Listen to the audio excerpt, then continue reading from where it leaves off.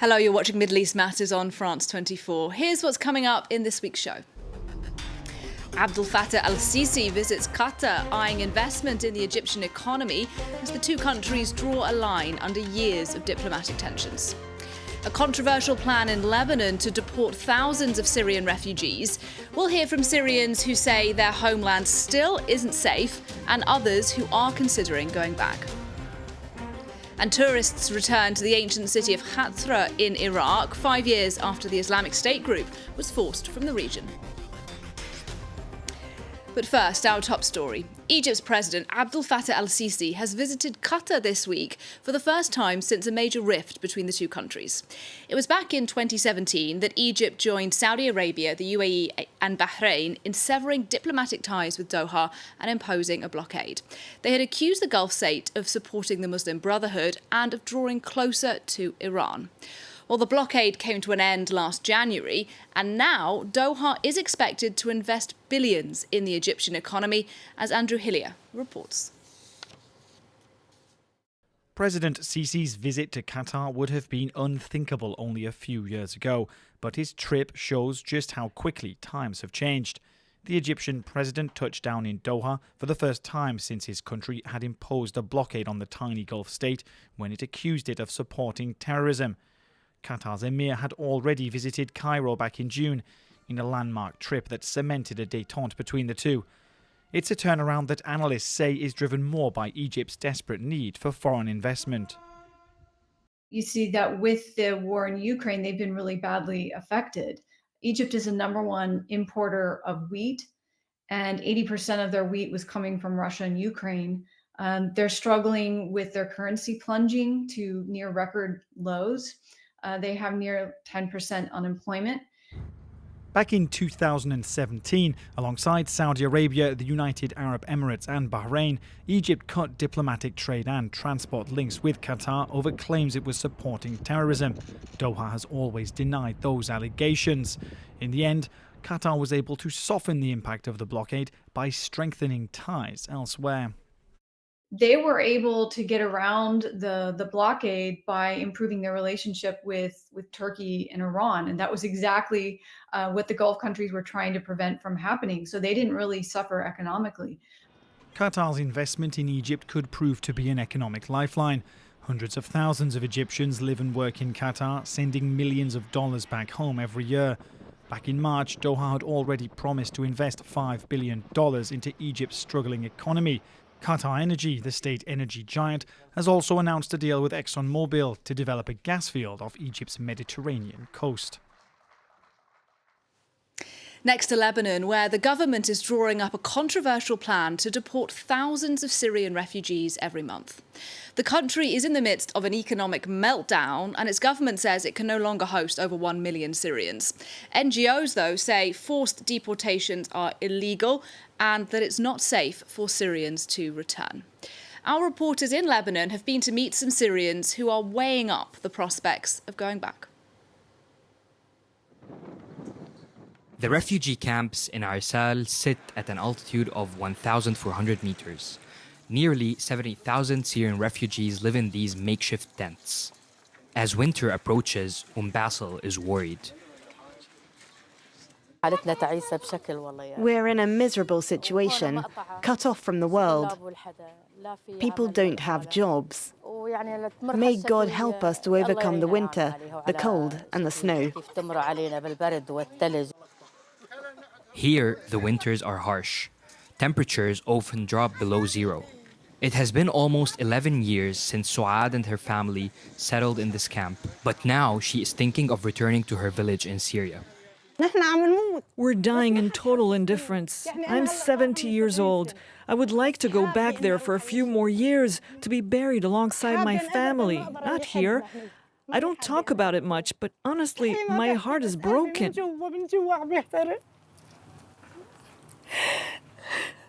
Lebanon is in the midst of a deep economic financial crisis, and its government is planning to deport about 15,000 refugees a month to ease the burden on the state. The UN and NGOs have spoken out against forced deportations. The ideal solution would be a plan between the Lebanese and Syrian governments and the international community to ensure that refugees return safely and voluntarily. Security. That is Idris's main concern. At 32, he wants to resettle with his family in Europe. There is no way for this young couple to return to Syria. Impossible, impossible. I will go anywhere except Syria. If I went back, I would either be arrested or forced into the army. I've nowhere to stay and live. I'm a father with young children. I can't afford it.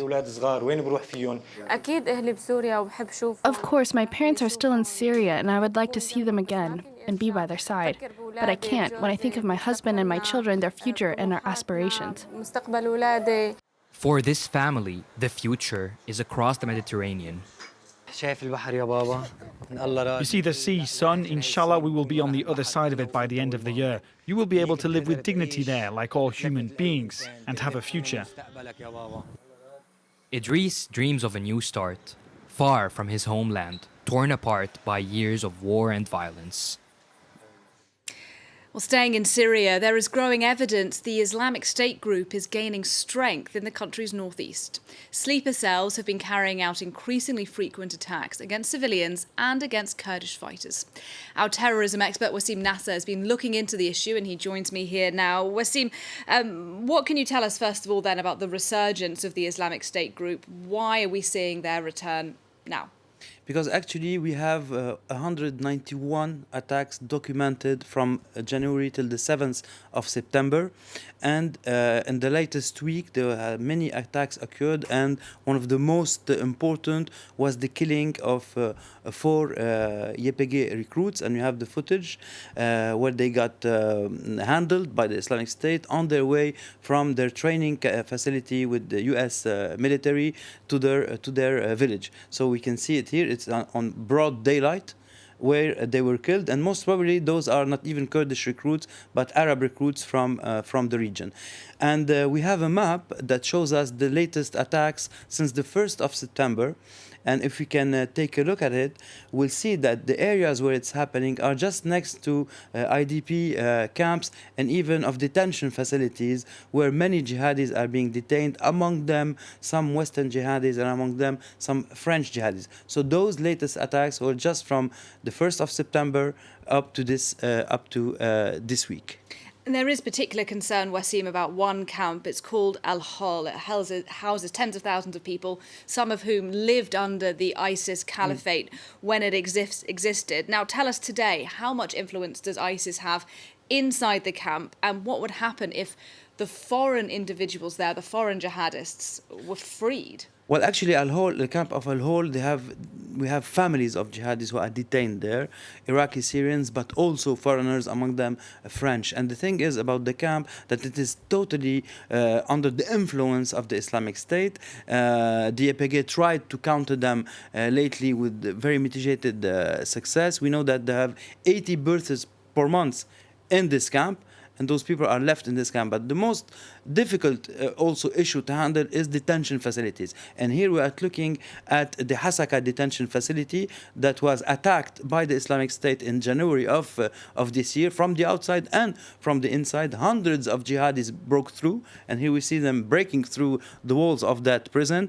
Hundreds are still unaccounted, among them some figures and commanders, jihadi commanders, locals, Syrians and Iraqis. In other detention facilities like in Darik, we have French jihadis being held there. So the situation is getting worse and worse, and the chances of a prison break like this one are getting more and more possible, knowing that in the dogma of the Islamic State, breaking prisons is part of it. They did it in Iraq, they did it in Syria, they even did it in Congo and in Nigeria lately. And there is concern, isn't there, that if Western fighters were able to escape from these prisons, they could come back to Europe, carry out attacks here. But obviously, perhaps the biggest concern is for Syrian and Iraqi fighters who would pose a risk to the region if they got out too. Well, actually, it's a very good reminder, knowing that attacks that occurred in Europe were conducted by Europeans. So for the Islamic State to have European fighters in this rank, having the capacity to go back to Europe and attack Europe is very rare. but this rare element is in those prisons. So of course the Islamic State will try to liberate them. And as you said, most of the prisoners there are Syrians and Iraqis. Regarding the Syrian part, many are being able to get out by paying bribes, by making local deals brokered by local heads of clan. Regarding the Syrians, regarding the Iraqis, Iraq doesn't want them back. So they are still there in those camps. And one most important thing regarding the camps and even the detention facilities, that young men and boys are growing in those camps. So youngsters who are underage today will be able to carry out arms tomorrow for the Islamic State, if it is the Islamic State that liberates them. And here we see some footage of this year from Syria, and we see that the group is succeeding in regrouping and constituting those sleeper cells that are less and less sleepy. All right, a real concern indeed. Thanks very much for your analysis. Wasim Nasser for us there. Now, another place where the Islamic State group did have significant influence was northern Iraq. But today, 5 years after the fall of the caliphate, life is very different, and tourists are even starting to return. Brian Quinn has this report from the ancient city of Hatra, just 2 hours from Mosul. Decked out in travel gear, cameras in hand, this gaggle of visitors may be small, but its very presence could be a turning point. The tour group is among the first to visit the ruins of the ancient city of Hatra in northern Iraq. Built between the 2nd and 3rd centuries BC, the site is located just 2 hours from Mosul, the former capital of the Islamic State group that was recaptured in 2017. This is the first organised visit, and the participants number almost 50. The trip was rushed, but our goal next time is to organise an extensive and detailed visit. We expect the number of visitors on the next trip to be higher, maybe more than 200 people. During their occupation of the region, Islamic State group jihadists destroyed a number of archaeological sites, including part of Hatra. In these propaganda images, we see them tearing down statues and bas-reliefs. 2 years later, the city was liberated. Iraqi authorities have been leading restoration work ever since. The rare foreign tourists here also remember those images. It has great history, many gods who were worshipped here. It's beautiful, a beautiful structure, a lot of history, but at the same time, a lot of unfortunate events that took place here with IS. The tours and restorations are part of a larger strategy by the Iraqi state as it leans on its architectural heritage in a bid to boost tourism figures, a monumental task in this region torn by decades of war. Well, that's it for this episode of Middle East Matters. Thanks very much for watching, and do stay tuned for more world news here on France 24.